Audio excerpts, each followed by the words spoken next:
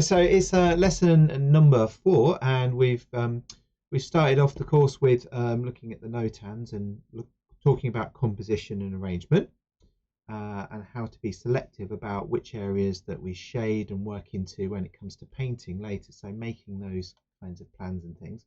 Last week I went over some colour pencil techniques, and we spent the lesson obviously drawing out the animal we're focusing on, and then we looked at how you can apply texture and layers of different colour and things like that onto the image. So we're going to continue with that today. I'm going to take a slightly different approach to the drawing part of it, by doing what might be termed as an underpainting if we were using paints, but I'm going to do an underpainting, which is a little bit like what I was talking about before with just using one single colour to begin with.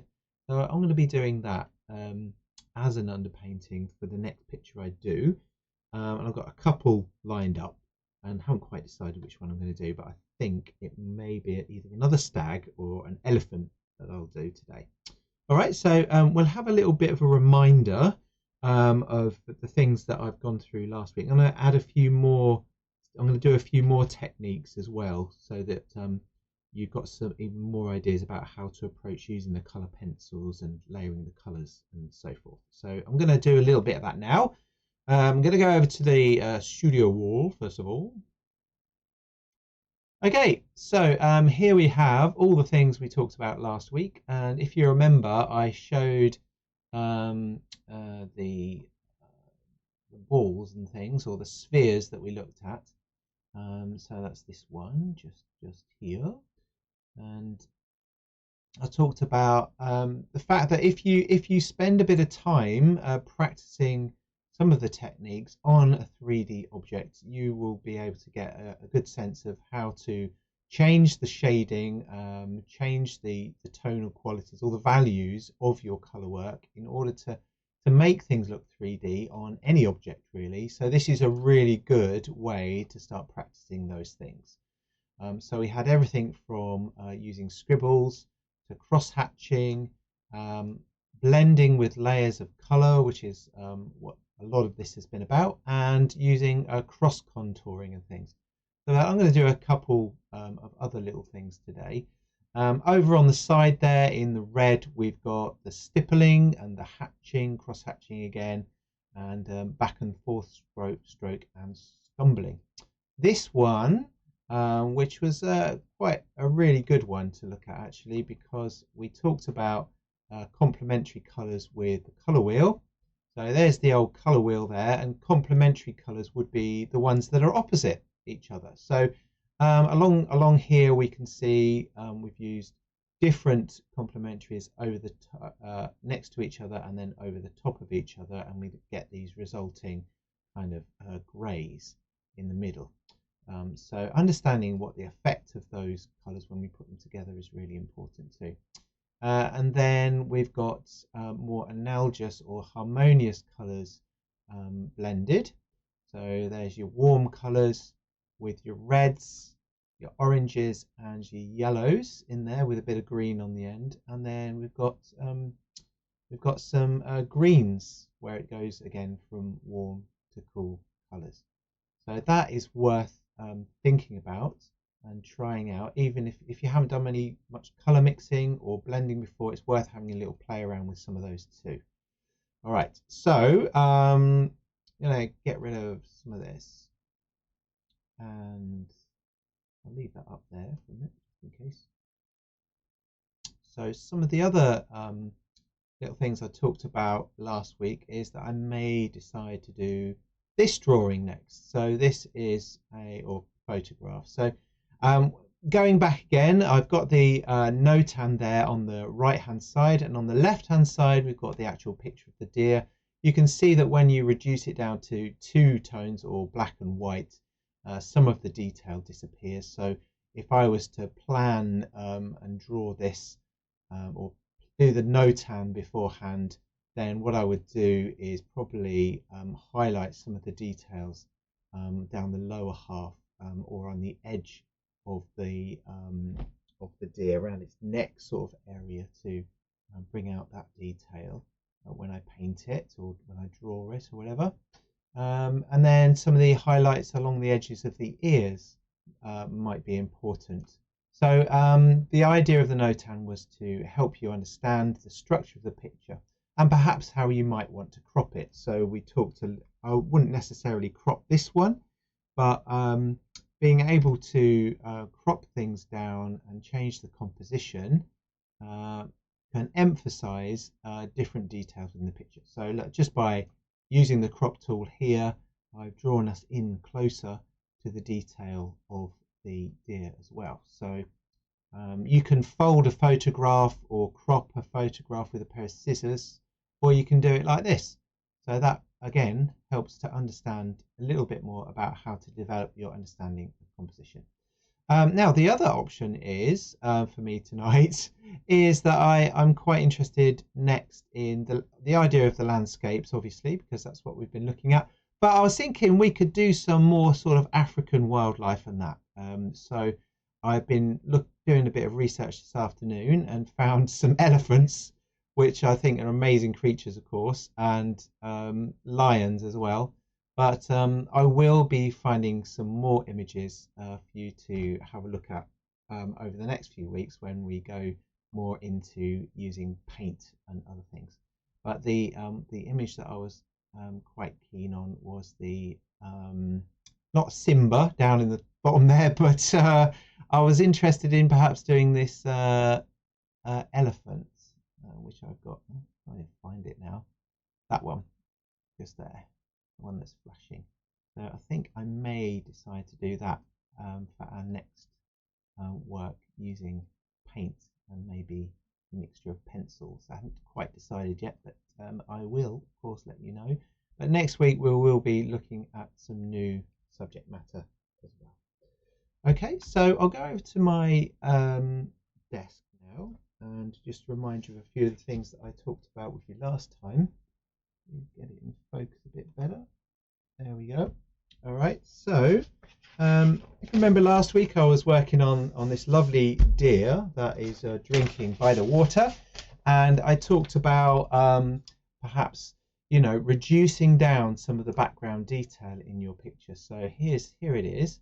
Obviously it looks very different to the actual picture, but I've been exploring the idea of doing that underpainting underneath the deer, and also using less detail in the background and maybe adding in some ideas of my own rather than simply copying the picture as it really is over there. And then down at the bottom, the colours obviously I've changed a little bit, and you'll see, so in order to show up the reflection a little bit more, I've looked at some of these highlights that appear on the surface of the water that you can see over here, and I've also used these horizontal lines, and if you look really closely in the picture there are horizontal lines, but I've exaggerated those slightly in order to show the flatness on the water. And one thing I did after the lesson last week, you can just about see it on here, is I used a little bit of acrylic white pen, which you need to shake like this, and then I've added just a few little highlights and things to bring out some details. So not necessarily, I'm not outlining or anything, I'm just kind of highlighting a few details very, very gently in order to emphasize some of the details. So there's a little bit just along here, and I might use my finger just to take off the extra impact that it might have just having a white on top. I've also done that down here in the water, add a few little bits of interest or highlights on the surface going across like this. Okay, so you'll remember me talking about adding an underpainting or a colour underneath the picture. So that was the idea behind this, and I'm going to perhaps have a go at doing that this evening on a new picture as well. Okay, so there's a few other little things you can try out as well. So I've got, just zoom back out again. So over here, you'll remember that I suggested drawing the sphere and blending colour. So I started with purple and then I started building in with browns. And I remembered, of course, that the light is coming across that way from my left and then darker on this side. And you remember I built that up. I also used this to scar the paper, if you like, or emboss the paper and then shade back over the top.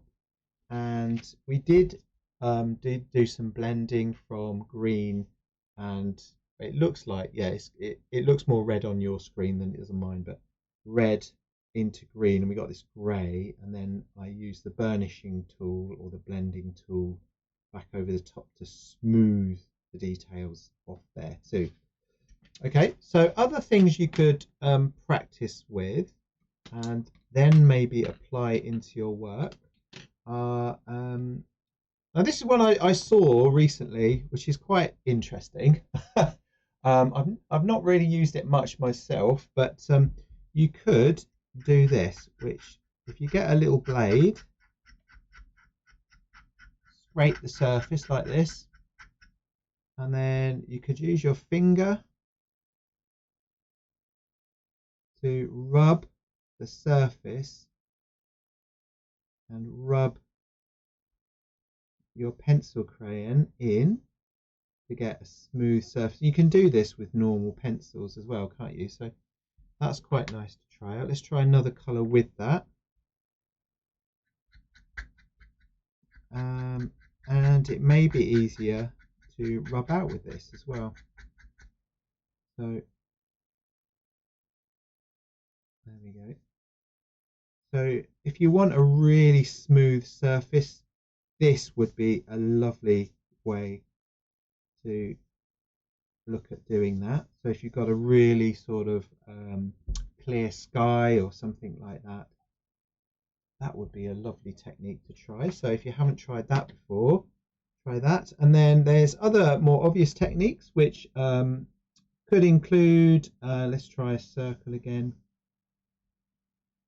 So scumbling, which is, I always think is kind of a little scribble like this. I'll just bring that up there a bit more. So you can see how I'm sort of going off in lots of different directions when I do this. And of course you can loosen up with the marks, with the scumble. And you can do this to varying amounts as well, of course, so you could just keep going more gently than I've gone and make it really smooth, but you get, again, you get a nice texture. So if you haven't tried that, give that a little go on the edge of a page or something.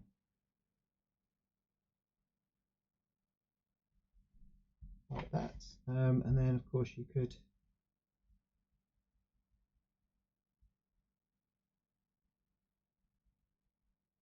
scumble a shadow in, and again blend back in with it with another colour. Scumble, really nice word that.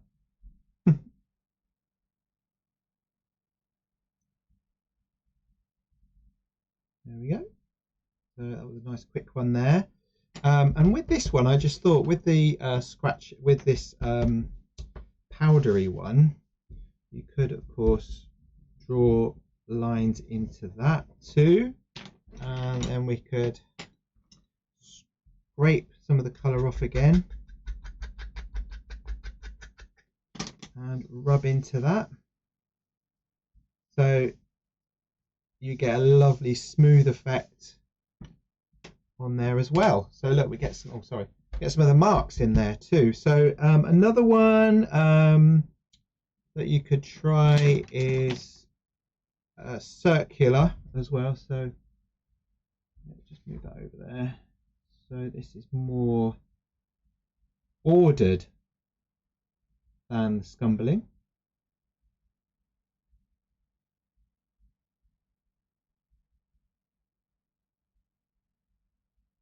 It's quite quick, And you can get lighter, of course, again, like kind of all the techniques with pencil. And then go back into it again. We'll try a bit of brown.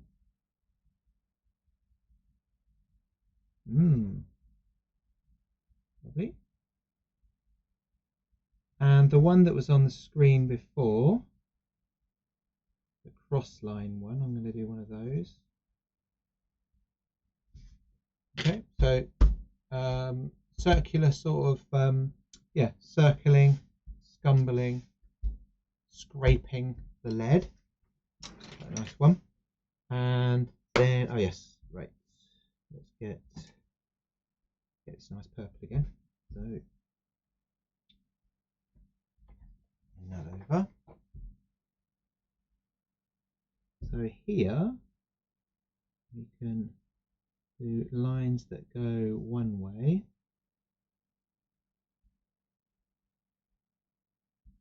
Like that. And then we can change the direction of those lines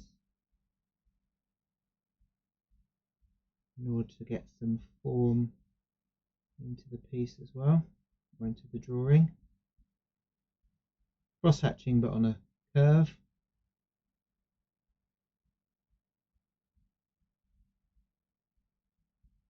Quite good fun.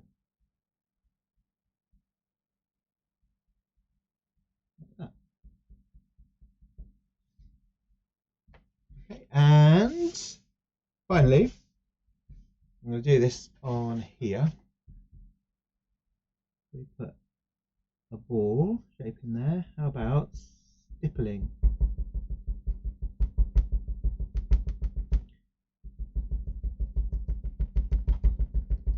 So at school, sometimes when I'm teaching, the kids will do this, right up and right down, partly I think to make some noise. So if you keep your pencil quite close to the paper, it goes a bit quicker. So just lots of small dots. Obviously you need a bit more patience for that one.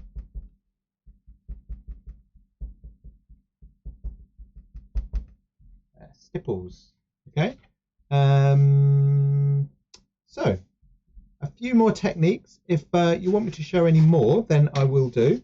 But we're going to carry on, as I said, with what we've been doing, working on these beautiful animal pictures. And I think I'm going to go and draw the stag that we had before. There he is. Hello. And I'm going to do this slightly differently. I'm not going to be using a grid this time. I'm going to do it freehand in pencil first of all. Then I'm going to work back with an underpainting with some blues, and then work into it after that. So I'm going to do it a bit more freely to show you a different approach to drawing. Okay, so carrying on, everybody.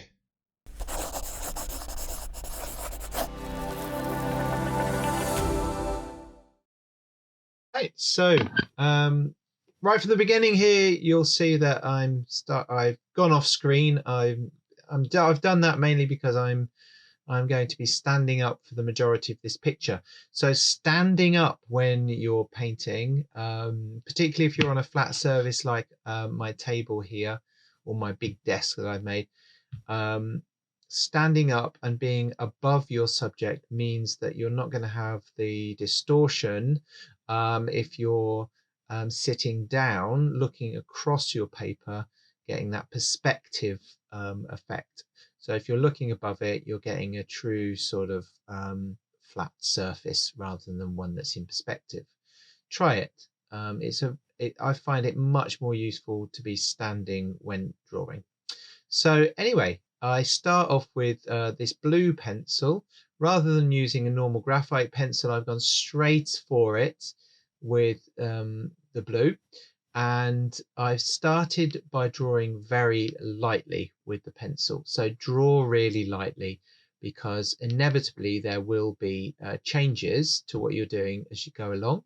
So working lightly helps you to make those adjustments.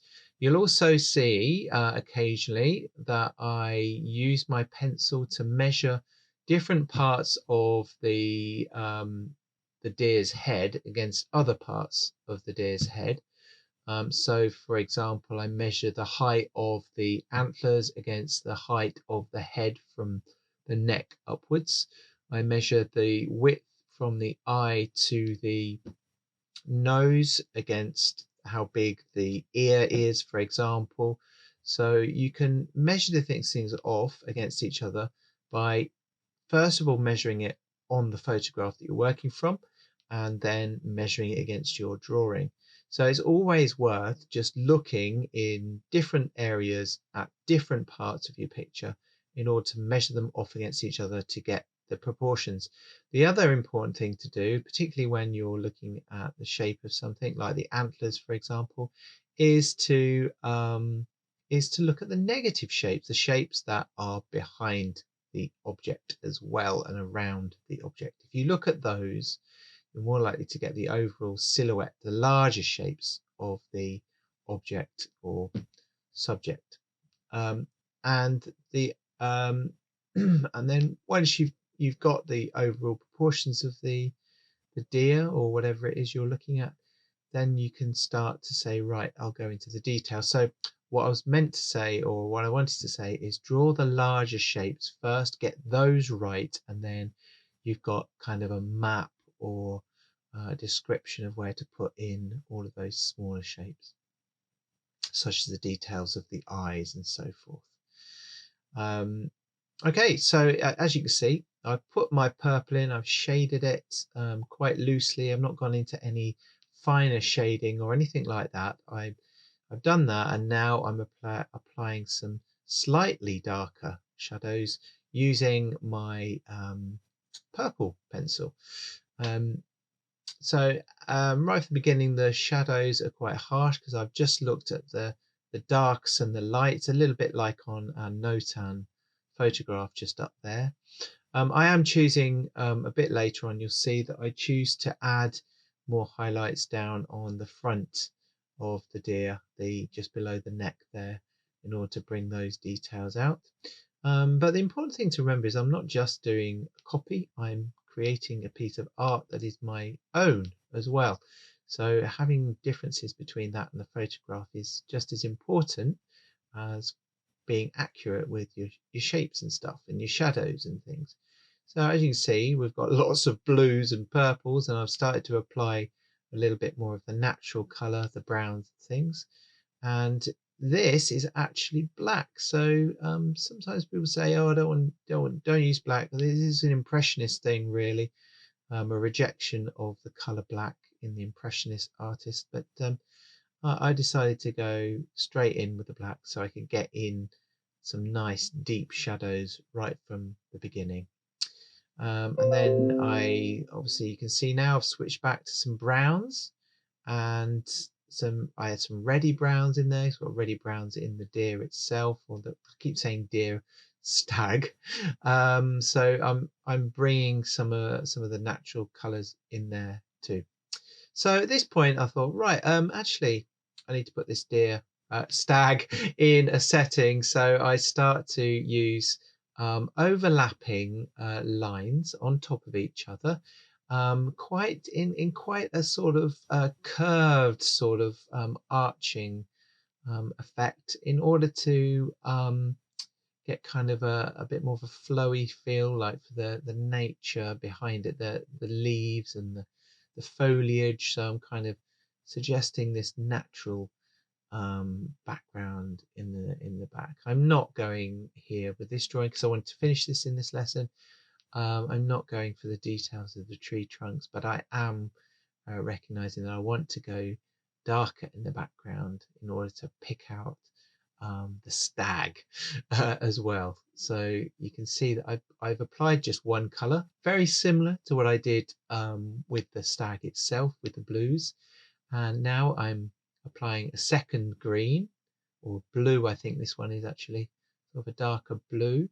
So you can see now the highlights on the deer are starting to be picked out. So on that left hand ear roll, I've got the highlights. It's almost like like a halo around the ears. But I think I do darken slightly, soften it a little bit later on. But now we've got the deer, the stag is emerging from a background, and you can see that I've selected to have more highlights in some areas. I did decide early on that I wasn't going to try and paint, or I should shade everything with the time that I've got. So this drawing would have taken me about an hour and a half to do. Here, look, I'm adding some darker greens and blues, a bit more purple as well. And then shortly I do add a little bit more black, but I enjoyed the colour, how the colours have come out. So I actually brought in some of this quite strong pink in places as well. I quite like the softness of that pink and the vivid and the boldness of it as well. And then back in with more of a yellowy brown towards the end of this. So there's more that I could do with this, but I'm quite pleased with how well it went. There you go. There's the black going in, just to push that stag out a little bit more from the background again. And I would probably put some softer shadows in these highlights, as I mentioned earlier. But I hope you've enjoyed that. If you've got any questions, please email me, and don't forget to keep watching. Have a fantastic week. Bye.